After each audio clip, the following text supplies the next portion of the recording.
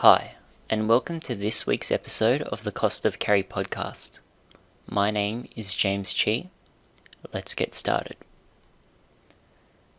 Being the first podcast in a couple of weeks, I just wanted to sum up a few things that have happened in my absence. Firstly, we are glad to see a majority of lenders and lending criteria returning to levels previously seen before the second quarter of the calendar year.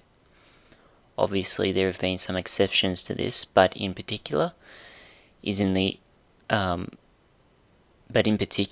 inclusion of Victorian-based lending, who have been very hard done by over this period, and we wish them all the best and a speedy and proper recovery.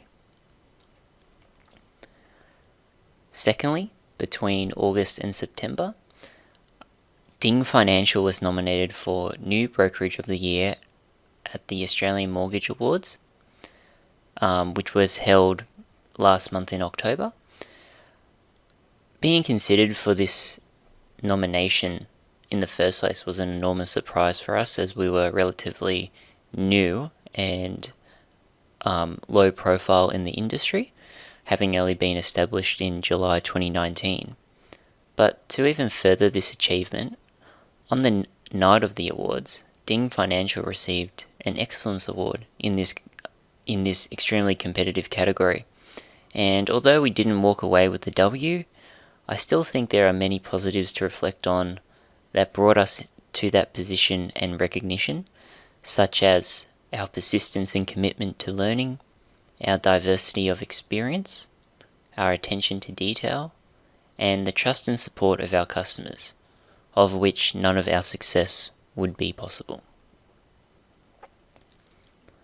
Having now been in the industry for over a year now, it's clear that this industry is about creating appropriate client outcomes, whether that be timeliness, reduced costs, opportunity, and access to financial resources, or confirmation about their property aspirations.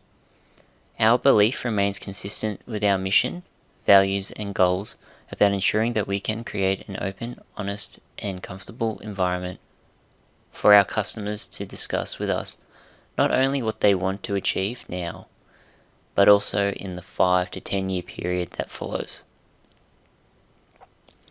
And this is something that Ding Financial has really developed in fostering our client relationships. So for example, one of our clients is in the construction and development industry, and they have recently completed and sold 4 of their developments within 6 months of the finance getting approved. This finance was also approved right at the beginning of the public health pandemic, which saw a massive shutdown of not only the lending markets but also the whole world. And this was a fantastic result, because now this client, having timed his entry into the market properly and appropriately, now holds the top selling prices for each of those property types in each suburb that they have built in. This is an amazing result, and it's nothing short of a well executed plan, and this proves the point of taking the most of the opportunity that's available to you. Even though 2020 has been a tumultuous and volatile year so far, and we've still got, at least 6 weeks left until the real close of it. One thing that has happened, and look, pardon the saying, but we've really found out who was swimming naked when the tide went out. And as brash and as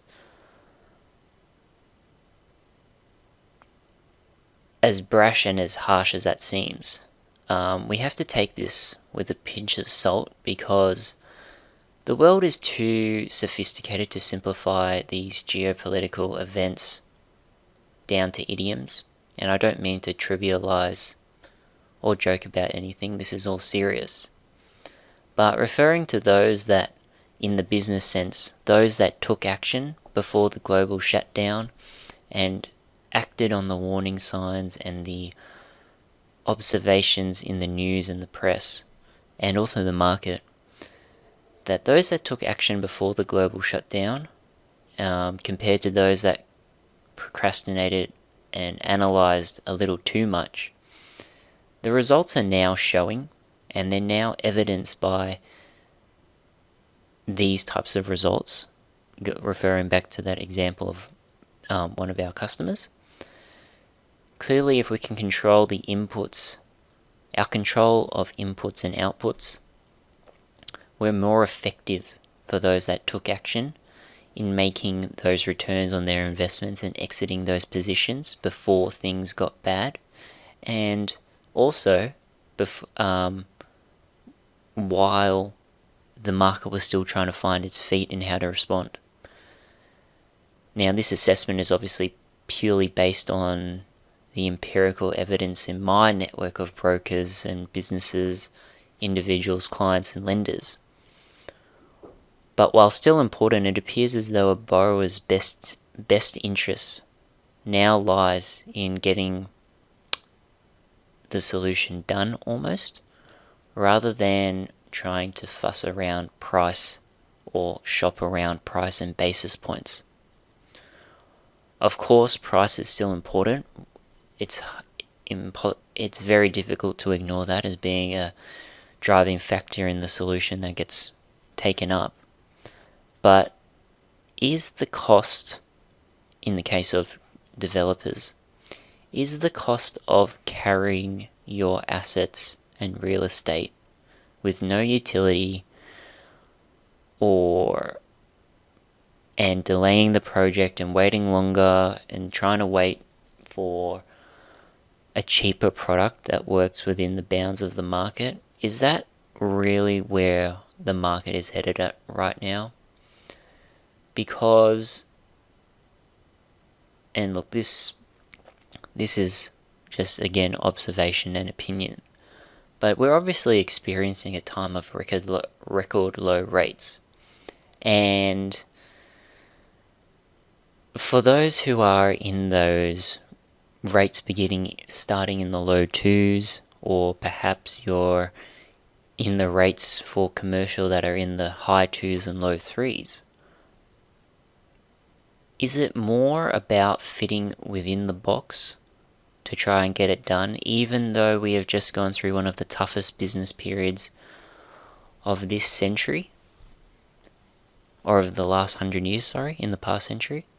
Or is it more important now to say, try and get through this period the best that you can with the solution that's available, so that you're not stagnant? And it's almost as though, again, to refer to idioms is to, to learn, like, jump out of a plane and learn how to fly on the way down. Now, look, that's a little too extreme, but we're definitely in a sense where we need to react. We're reacting daily to the changes that are happening, and this is something that we have to consider of whether a couple of basis points is actually worth the wait. And I think this is a very interesting topic, because now we're entering into the final weeks of 2020, before the finance and property markets close and take a break for the Christmas, New Year, and Australia Day public holidays.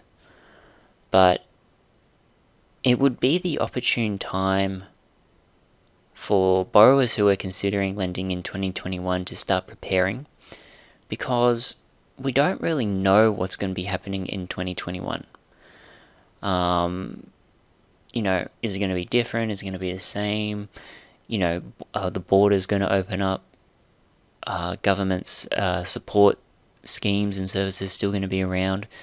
We just don't know. So the only sensible course of action is to be as prepared as possible.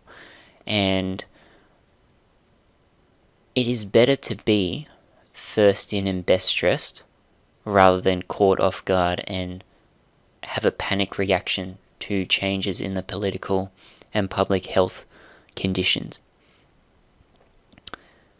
So I think that if there's anything to take away is that it's better to, whatever time frame you're looking at doing something in,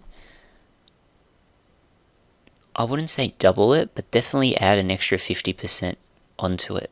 And that's just because we don't know. In some cases, it's hard to predict how other market participants will react. So whether you're trying to sell your property and you're looking for buyers with pre-approval, we don't know if every single buyer is in a position to do that, simply because of their employment, their repayment history, things like that. Similarly, if you're, say, looking to purchase, is the settlement period, the standard settlement period, going to be enough? Are we going to be pushing?